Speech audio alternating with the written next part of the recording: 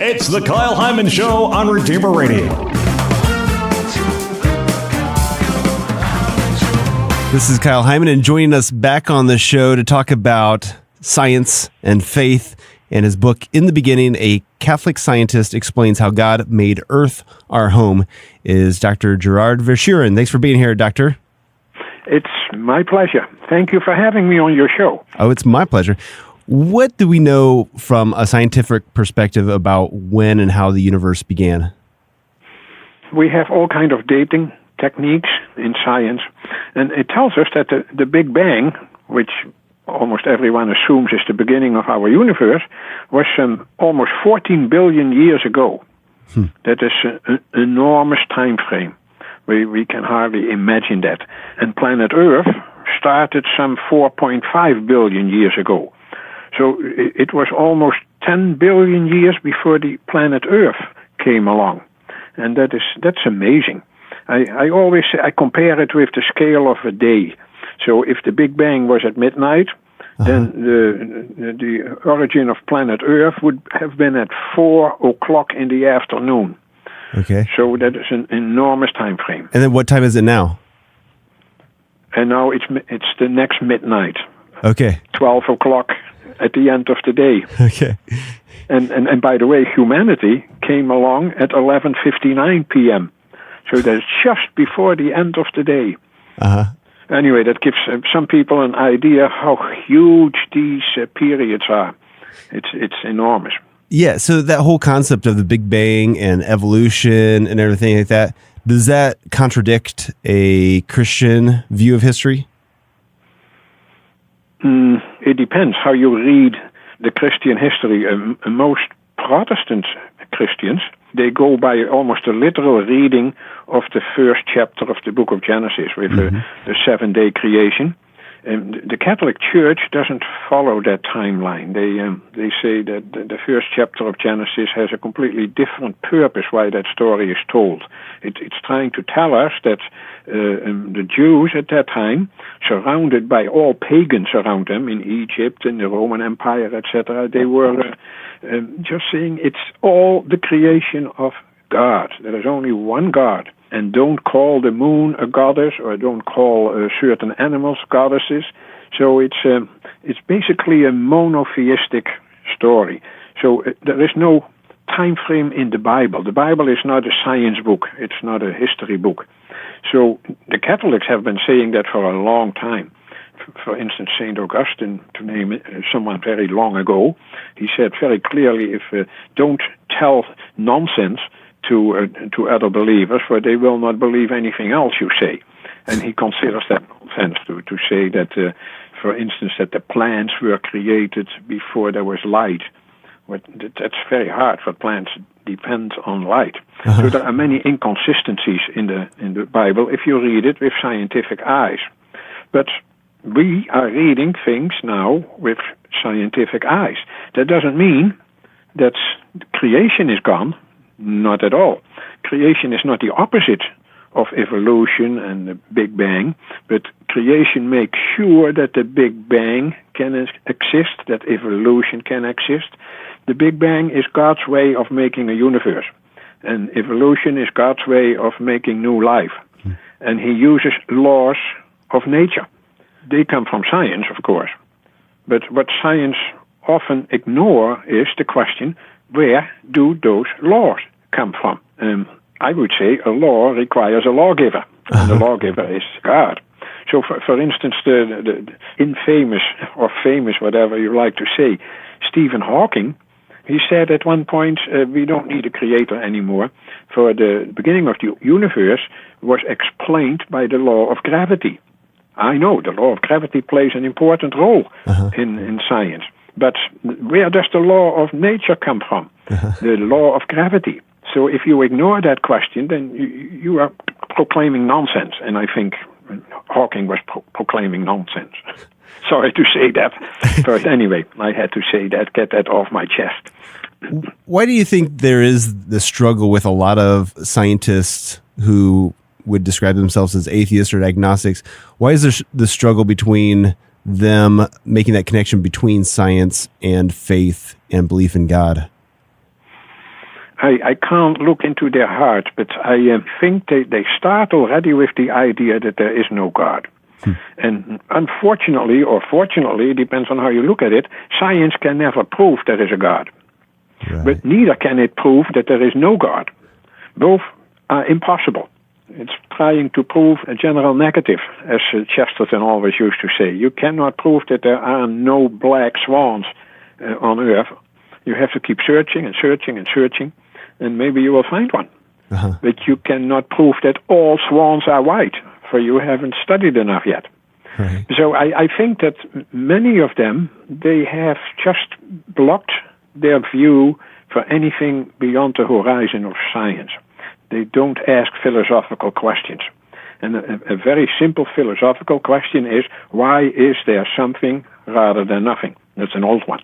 I didn't invent it, but it's an old one. Why is there something rather something than nothing?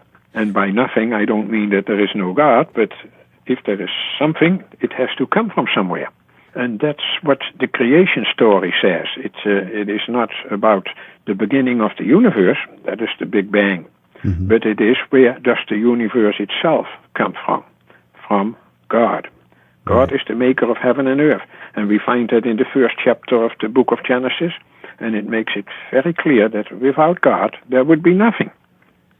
So the Catholic Church was actually responsible for a lot of scientific discoveries and endorsed the sciences and was a patron of the sciences. Do you think that we are having a greater conflict between faith and science these days, or are we making some progress in those in the scientific community being able to look through the lens of our faith? It's hard to tell. If you have a positive outlook, then you say, yeah, some scientists are coming back to faith again. I am one of them. But if there is also a negative view, and that is part of the whole world at this point, that we are more and more becoming atheistic. And that is a development I cannot help.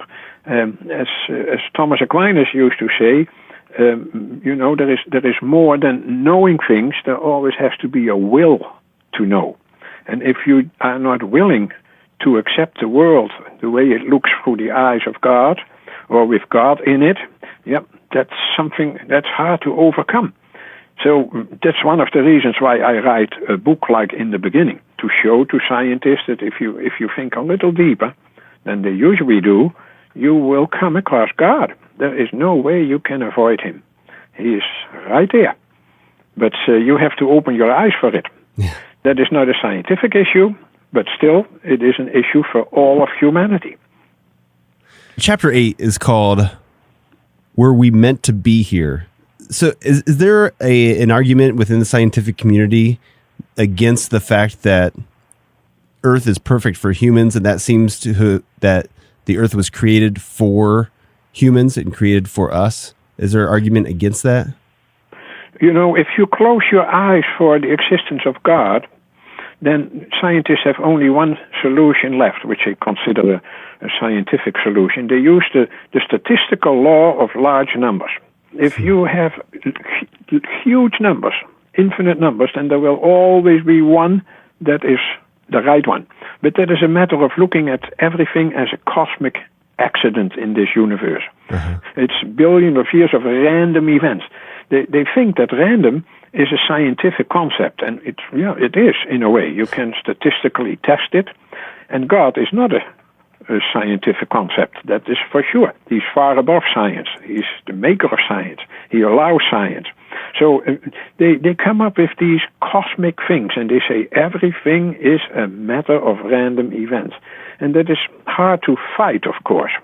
You can always say, you can fight it a little bit. Like I mentioned Hawking before. He said, why is this universe the way it is? Why does it have these laws of nature that we need in order to have life on Earth? And why do we have all that they call physical constants? There are very specific values for certain elements in the universe, like the weight of a proton, the mass of a proton. That is a very definite number. So who made that number? Why is it that number? If you don't accept and believe in God, then you say, that's random. So they come up he came up, Hawking, with a multi-universe theory. We have multiple universes. Where does that idea come from? We can never prove that, so we can't step outside our universe. But it makes him, again, avoid God. So he comes up with, if you have many, many universes, I bet there is one among them that is like ours. Yeah. I can't say that that's wrong, but it's so primitive to think that, first of all, and it's so far-fetched. He's replacing the invisible God with invisible, multiple, infinite universes. I would say take your pick. Yeah. Which one do you want? The first one or the second one? I would say that the one with multiple universes is an alibi. So what is the limit to using science as your end-all, be-all? At what point does it break down, or are you left with questions that science can't answer? Oh, there are so many questions that science cannot answer. Not only what we discussed already, why this Earth and not another one. Science cannot really answer that other than using the law of large numbers. But there are so many issues in life. I always mention the fact that we can think. I know scientists are going to say, oh, that's a brain issue. If it's a brain issue, that's very strange. For we are studying the brain. We can only study the brain, not with the brain. The brain cannot study itself. So there must be more than the brain, which I call, and most Catholics will call, the mind, the soul. The soul has an intellectual part, which is the mind. So without the mind, we cannot study the brain. And besides, if we say, let's go back to evolution of life, if we say everything is caused by random selection, if that's the case, then Darwin's theory of natural selection is based on nothing. It's based on natural selection. That means that is a very weak basis. Or if it's based on his neurons, that is a very weak basis, but those are molecules. And molecules will disintegrate and they disappear. So what is Darwin's theory worth? Nothing. If there is no God, if there is not a mind, if there is not a soul, and what are we going to do with all the other issues we cannot explain? The fact there is love on this world. Is love, is that something that the law of gravitation is going to explain? That's hard to believe. And that there is life, even in simple plants or whatever, that is hard to explain by just going to physics and chemistry. For then the question is, how did those molecules come together? And where does the power come from that in certain configurations they show life processes? Where does that come from? Again, God. But of course we can ignore those questions and make it look like they don't exist. But that doesn't make them disappear. Well, there's so much more we could talk about, and anybody that has a skeptical friend or a scientific background is definitely going to want to check out this book. So where can people get it? At Sophia Institute Press, under my name, of course, and in the beginning, or they can find it at Amazon.com. And my name is spelled Verschuuren, Verschuuren.